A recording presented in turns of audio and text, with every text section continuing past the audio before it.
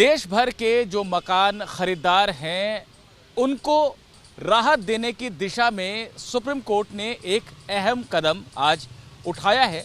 Court ने केंद्र सरकार से ये पूछा है कि वो देश भर के जो बिल्डर हैं और जो मकान खरीदार हैं उनके लिए एक मॉडल एग्रीमेंट तैयार क्यों नहीं करती, क्योंकि कोर्ट का ये मानना था कि जो एग्रीमेंट बिल्डर देता है बायर को, खरीदार को, वो इतना लंबा चौड़ा होता है, उसमें अस्पष्ट शर्तें होती हैं कि खरीदार उसे समझ नहीं पाता और बाद में उसे नुकसान उठाना पड़ता है। तो ये सवाल केंद्र सरकार से सुप्रीम कोर्ट ने किया है और जवाब मांगा है।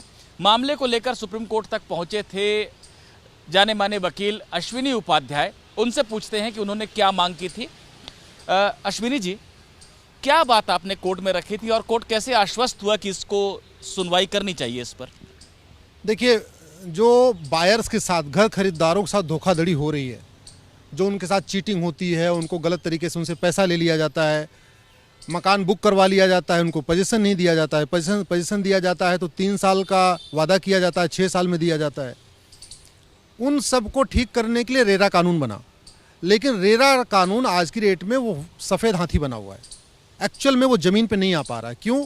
क्योंकि वो ज़मीन पे तब आएगा जब एक एग्रीमेंट अच्छा होगा। एग्रीमेंट तो घटिया चल रहा है, एग्रीमेंट यूनिफॉर्म नहीं है, एग्रीमेंट एक तरफा है।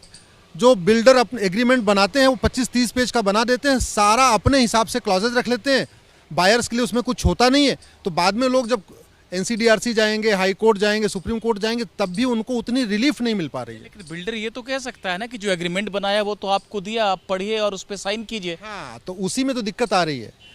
पहली बात तो जो एग्रीमेंट बनता है वो 25 से 30 पेज का बनता है, वो केवल अंग्रेजी में बनता है, रीजनल लैंग्वेज में नहीं बनता। ऐसा नहीं है कि वो हिंदी में बने, तमिलनाडु में तमिल में बने और मलयालम में बने, तेलुगु में बने, ऐसा नहीं बनता। सब अंग्रेजी में बना रहे हैं। खरीदने वाला बेचारा अंग्रेजी जाने चाहे ना जाने, जो एग्रीमेंट है वो अंग्रेजी में तो साइन कर देता है मजबूरी में।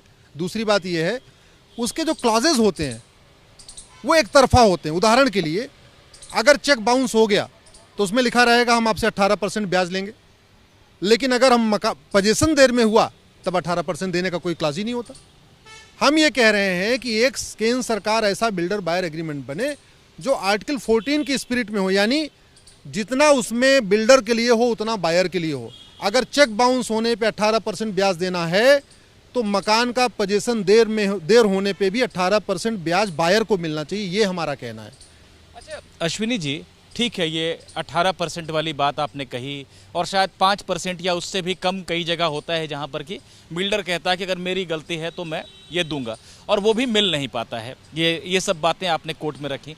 लेकिन कोर्ट में पिछले साल सितंबर में ये मामला लगा था, तब कोर्ट ने कहा था हम देखेंगे, राज्य नियम बना सकते हैं या केंद्र बना सकता है। तो 1 साल करीब करीब ये मामला टल गया। आज कैसे आप लोग आश्वस्त कर पाए कोर्ट को कि नहीं, केंद्र को ही ये नियम बनाने चाहिए? देखिए, रेरा में इनेबलिंग पावर है। पिछली बार भी कोर्ट को हमने बताया था, लेकिन उसमें कहीं थोड़ा बहुत कन्फ्यूज़न था कोर्ट के मन में, चूँकि ये जो विषय है कॉन्करेंट लिस्ट में है, समवर्ती सूची में है, और रेरा स्टेट पे भी लागू होता है, सेंटर पे भी लागू होता है। आज उसमें हमने जो सेक्शन उसका 40 है, 41 क्लियरली उसमें पढ़ाया, पढ़ के कोर्ट के सामने पढ़ा, और पढ़ने के बाद कोर्ट इस बात से आश्वस्त हो गया कि नहीं, सेंटर बनाए। और हमारा कहना क्या है, हम यूनिफॉर्मिटी की तरफ हम चाह रहे हैं। हम एक यूनिफॉर्मिटी चाहते हैं। हम चाहते हैं 1 नेशन 1 बिल्डर बायर एग्रीमेंट, ऐसा एग्रीमेंट जो लद्दाख, लक्षद्वीप, कच्छ से कामरूप तक यूनिफॉर्म हो। अभी क्या हो रहा है, वही बिल्डर अगर वो गुड़गांव में प्रोजेक्ट लॉन्च करता है तो उसका एग्रीमेंट अलग होता है, नोएडा में लॉन्च करता है उसका एग्रीमेंट अलग होता है, गाजियाबाद में लॉन्च करता है अलग होता है। उदाहरण के लिए DLF, गुड़गांव में उसका एग्रीमेंट बिल्कुल अलग है, बेंगलोर में उसका एग्रीमेंट बिल्कुल अलग है, क्लॉजेज अलग हैं, एग्रीमेंट अलग है, पेजेज की उसकी साइज अलग है। वहाँ 25 पन्ने का, वहाँ 30 पन्ने का है। अश्विनी जी, बड़ी हमने लंबी बात की है और आपने समझाने की कोशिश की है लोगों को, लेकिन मैं चाहता हूँ कि पॉइंट बाय पॉइंट बताएं कि आज सुप्रीम कोर्ट से आप लोग क्या हासिल कर पाए, और जब केंद्र बनाएगा ये एग्रीमेंट तो किस तरह से जो मकान खरीदार हैं उनका फ़ायदा होगा, और ये सारी बातें कब तक आपको लगता है कि हो जाएगी जब एक बार ये प्रक्रिया शुरू हुई है? तो आज माननीय सुप्रीम कोर्ट में जस्टिस चंचूड़ की जो बेंच थी, वो आज उसने खुद भी किया कि बहुत अच्छा इशू है। अपनी तरफ से उन्होंने ये कहा भी कि बहुत अच्छा इशू है, बड़ा इंपॉर्टेंट इशू है। दूसरा, 4 हफ्ते का टाइम दिया है, बाकायदा एक डेट फिक्स करके किया हुआ है, रिटर्नेबल रखा हुआ है, हमें दस्ती इशू किया है और हमें आज ही अभी ऑर्डर जैसे अपडेट होगा हम तुरंत सेंट्रल गवर्नमेंट को, सेंट्रल एजेंसी में जाके पिटीशन की कॉपी भी दे के आएंगे, इसलिए हम यहाँ इंतजार कर रहे हैं। तो आज कोर्ट का जो मूड लगा कि कोर्ट भी इसको जल्दी से इस पर कुछ करना चाहती है, नहीं तो एक डेट फिक्स करना और 4 हफ्ते के अंदर जवाब मांगना जनरली ये कम केसों में किया जाता है। दूसरी बात ये, इसका फ़ायदा आप क्या देखो, पहली बात तो हमारा ये कहना है कि पहली हमारी मांग, सेंट्रल गवर्नमेंट एक स्पष्ट साफ शब्दों में, कम शब्दों में, कम पेजेज में एक एग्रीमेंट बनाए। ये 25-30 पेज का पढ़ने वाला आदमी कोई पढ़ना नहीं चाहता, वो बहुत हल्का किया जा सकता है। मेरा अपना मानना है कि 6 से 8 पेज के एग्रीमेंट आराम से बन सकता है और दुनिया के कई देशों में चल रहा है। हमारी जो दूसरी प्रेयर में हमने सारे राज्यों को पार्टी बनाया है, सारे चीफ सेक्रेटरीज को पार्टी बनाया है पूरे देश भर के, उसमें हमने कहा है कि सेंट्रल गवर्नमेंट, सुप्रीम कोर्ट इन राज्यों को ऑर्डर करे कि वो जो अलग अलग वहाँ हर राज्य में अलग अलग चल रहा है, बिल्डर बायर एग्रीमेंट चल रहा है, पहली बात तो राज्यों ने बनाया नहीं है, लेकिन जो उन्होंने बिल्डर के एग्रीमेंट को ही अप्रूव कर रखा है वो ख़त्म हो जाए। वो सेंटर वाला जो एग्रीमेंट है उसी को ही सारे राज्य लागू करें, सारे बिल्डर उसको इन्फोर्स करें। उसका फ़ायदा ये होगा, पहली बात जो ये वन साइडेड सिस्टम चल रहा है, धोखाधड़ी चल रही है, सब खत्म होगी। आज भी क्या हो रहा है, आज के ज़माने रेरा के लागू होने के बावजूद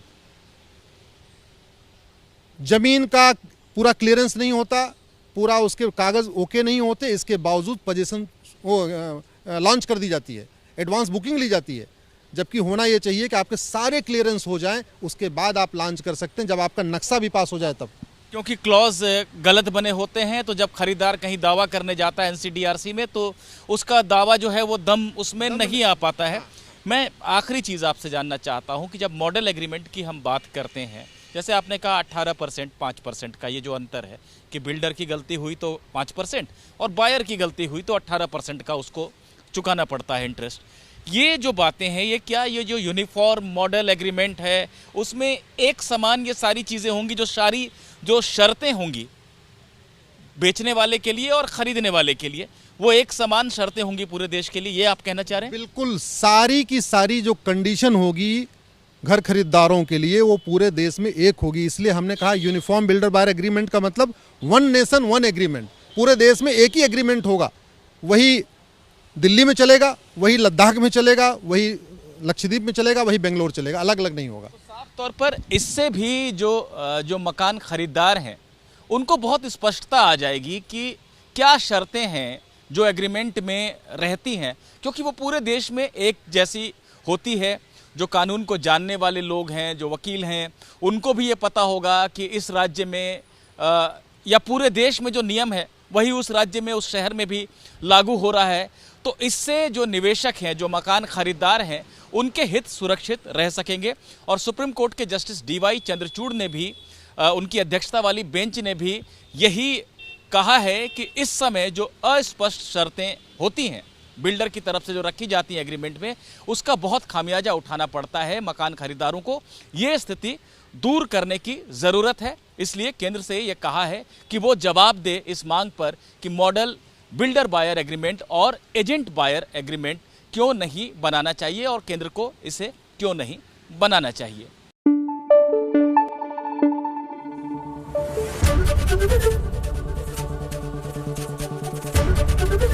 ABP न्यूज़ आपको रखे आगे।